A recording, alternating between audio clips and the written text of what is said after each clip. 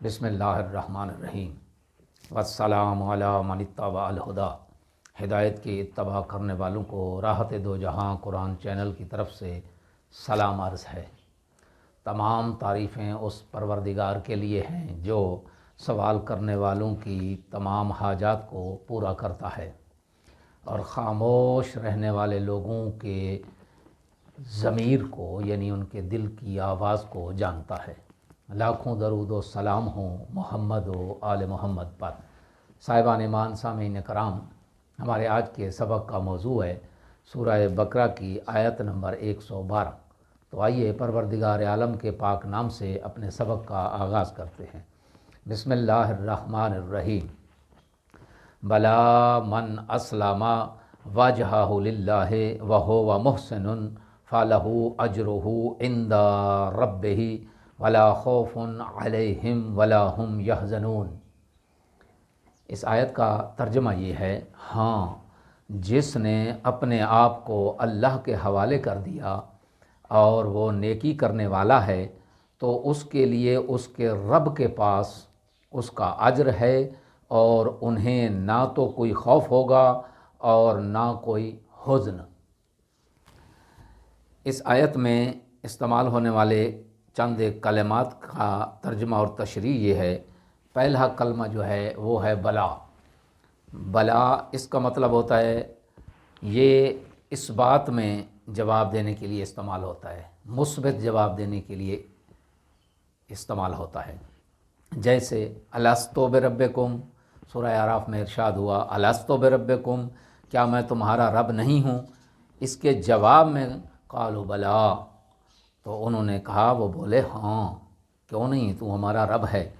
یہ لفظ انکاری جواب کے لیے بھی آتا ہے۔ اگلا کلمہ جو ہے وہ ہے اسلمہ۔ اسلمہ کا مطلب ہوتا ہے سر تسلیم، خم ہو گیا، سپرد کر دیا، یا مطیع و فرما بردار ہو گیا، اس کا مطلب یہ ہے۔ وجہہ، یہ کلمہ جو ہے اس کا مطلب یہ وجہ کے معنی ہوتا ہے چہرہ، چونکہ چہرہ انسانی جسم میں سب سے زیادہ نمایاں اور اہم عضو ہے اور انسان چہرے ہی سے پہچانا جاتا ہے، اسی لیے لفظ وجہ سے صرف چہرہ نہیں بلکہ پوری ذات مراد لی جاتی ہے۔ آبرو کو بھی وجہ کہتے ہیں، یہ جو آبرو ہیں آنکھوں کے اوپر، ان کو بھی وجہ کہتے ہیں۔ کسی امر کی علت کو بھی وجہ کہتے ہیں۔ کسی مفہوم کو درست طریقے سے بیان کرنا بھی توجیہ کہلاتا ہے۔ اگلا کلمہ ہے اجر۔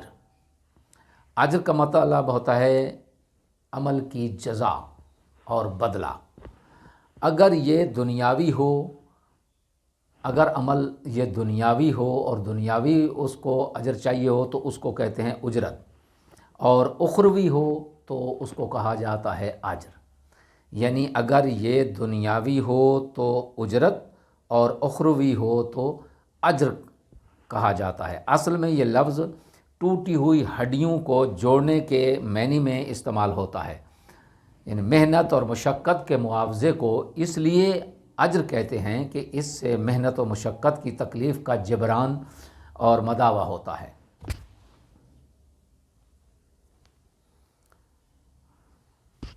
اس آیت کی مختصر سی تفسیر یوں ہے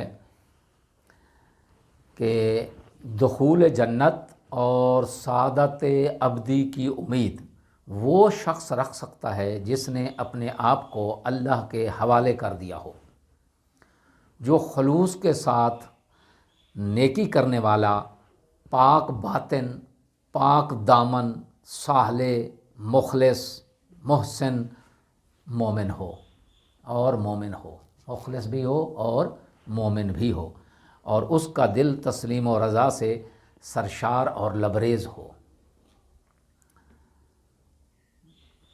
وہ شخص یہ امید رکھ سکتا ہے، جنت میں داخل ہونے کی اس کو امید ہو سکتی ہے، یعنی جنت میں داخلے کی امید ایسا شخص رکھ سکتا ہے جس میں یہ خصوصیات ہوں۔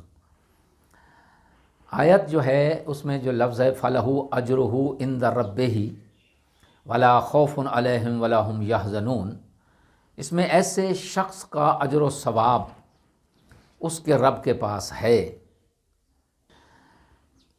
اس قسم کے لوگوں کو نہ تو کوئی خوف ہوگا اور نہ وہ غمگین ہوں گے۔ خوف و غم کا نہ ہونا یہ سعادت اور خوشحالی کے دو اہم بنیادی اصول ہیں، جبکہ خوف اور غم کی موجودگی بدبختی اور تکلیف دہ زندگی کا پیش خیمہ ہے۔ اس آیت میں بیان ہونے والے جو اہم نکات ہیں وہ دو ہیں۔